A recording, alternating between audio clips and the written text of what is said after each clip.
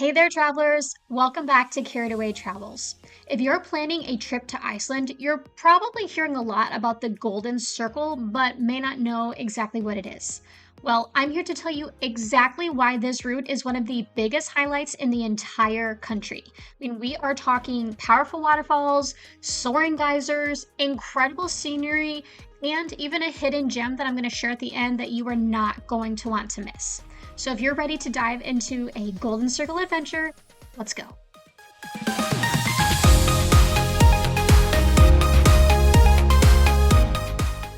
So what exactly is the Golden Circle? Well, it's a 300-kilometer loop from Reykjavik packed with some of Iceland's most iconic sites. And the best part is you can explore it all in a single day. First up is Þingvellir National Park. This place is literally like stepping into another world. Not only is it home to the world's very first parliament, which started here back in 930 AD, but it's also where the Eurasian and North American tectonic plates meet. The main path actually leads you directly between these tectonic plates, so you can literally walk between continents or take turns standing on each one, which is really cool. But the plates are actually separating a little more each year, and they've created a fissure called Silfra. And this fissure has filled up with this super clear glacial water, and it is one of the clearest spots in the world to go snorkeling or diving. So if you are brave, you can go on a snorkeling or diving tour between tectonic plates. Be aware it is usually very, very cold, so I do recommend you hire a trained professional to take you on a journey like that. We were not able to do this, but if that is something you would desire to do, be sure to book your tour well in advance and then also allow for a couple extra hours in the park. Beyond those things, there's just so much beautiful scenery to see here. There are so many paths to walk around. The main part that most people see is right around the visitor center, and there is just so much to do there. But there is quite a bit beyond this. So you could spend anywhere from 1 to 4 hours, I would say, in this park easily. But if you do want to do the Golden Circle all in one day, you may want to keep things moving along a little bit more. And just a quick tip, especially if this is the first stop on your day, arrive as early as you can so you can get lots of good pictures without the crowds. Next up is the Geysir Geothermal Area, and yes, this is the place that gave all the other geysers their name. This area is named after Geysir, a huge geyser that used to go off all the time. It is now pretty much dormant, but just a few yards away, pretty much, there is another geyser called Strokkur, and this one goes off every 8 to 15 minutes. And trust me, it's pretty spectacular.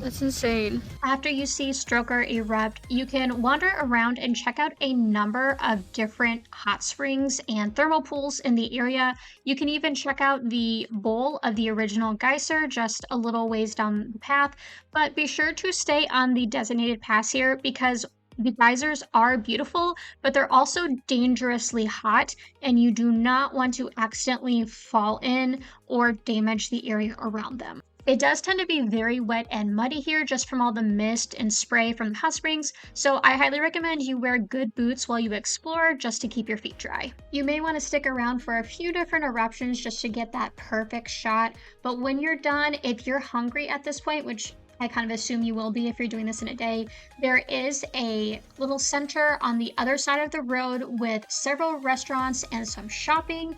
This is a very convenient place to get lunch. Now, it is not a cheap place to get lunch, but unfortunately, that's hard to find in Iceland. So we got lunch at the cafe there. They had an absolutely delicious cup of meat soup. It was like $20 and it came with a roll per person.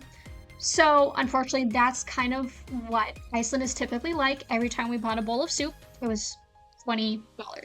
So just keep that in mind. But again, this is just a very quick and convenient spot to grab some food if you are trying to pack a lot into this single day. Next up, we are heading to Gullfoss, one of Iceland's most famous and powerful waterfalls. This double cascade is really just a showstopper, with water plunging 32 meters into the canyon below. It is absolutely gorgeous from every angle, and I highly encourage you to take all the different paths so that you can experience it from every angle. There are 3 different paths that you can take from the parking lot. The main one goes directly down a path of stairs and ends in an outlook point facing the waterfall head on. You can see the cascades and the second fall very clearly. There is also one off to the side that goes along the top of the cliffs. This also leaves from the parking lot. You'll get a couple different outlook points along the side of the waterfall and just be able to look down into that canyon and see the water rushing down in there. It is very cool. The final path leaves from the initial outlook. It goes around the side of the cliffs and leads to an outlook that's positioned directly between the cascades and the main waterfall.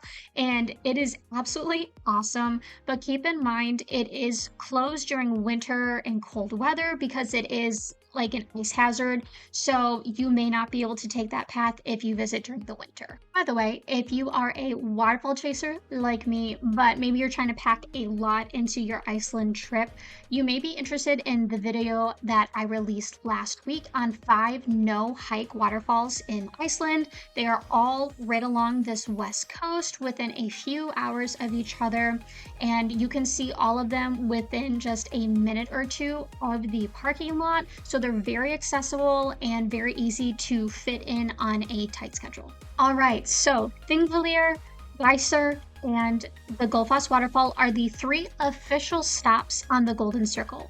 However, this area is just full of incredible things to see, places to stop.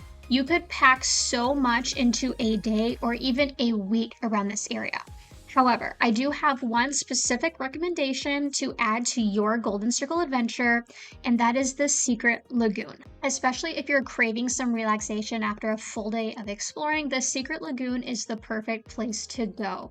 It is a natural hot spring, and it's actually the oldest swimming pool in Iceland, so it's a rather historic spot, but it's very relaxing and it is way less crowded than the Blue Lagoon. Now, I'm not going to spoil too many details because I do have a full video on the Secret Lagoon coming soon, but this was such an interesting cultural experience for me. We did end up going to the Sky Lagoon during our visit as well, and I've been to a couple hot springs back here in the United States, but this was different from anything I'd ever been to.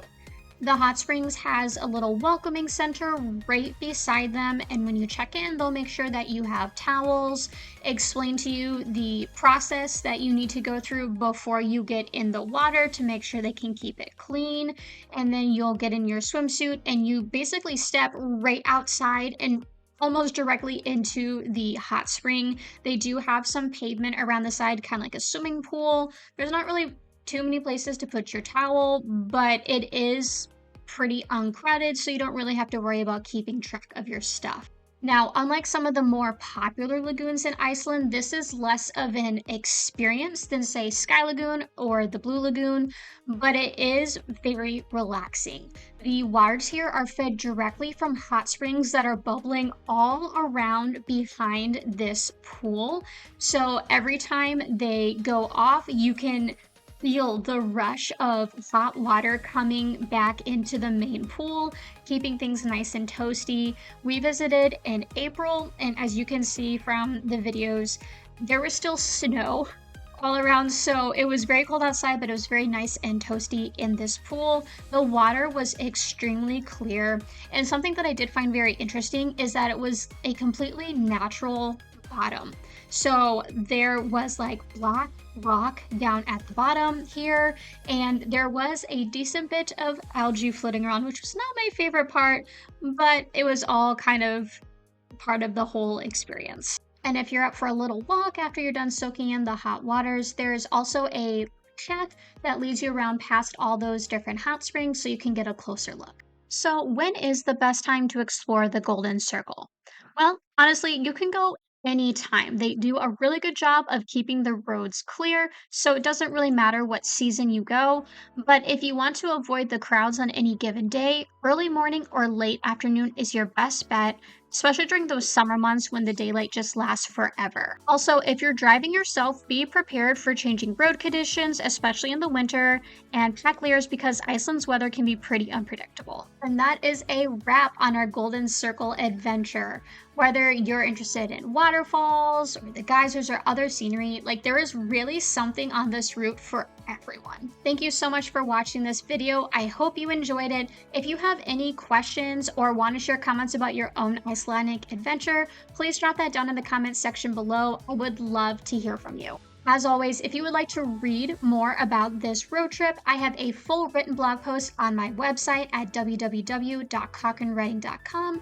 On the Carried Away Travels blog, you will find tons of information about this and lots of other Icelandic adventures there as well, or you can check out my other YouTube videos. If you enjoyed this video, don't forget to give it a thumbs up, subscribe for more travel tips, and check out my other videos to get information about great destinations all over the world. Thank you so much for watching, and happy travels.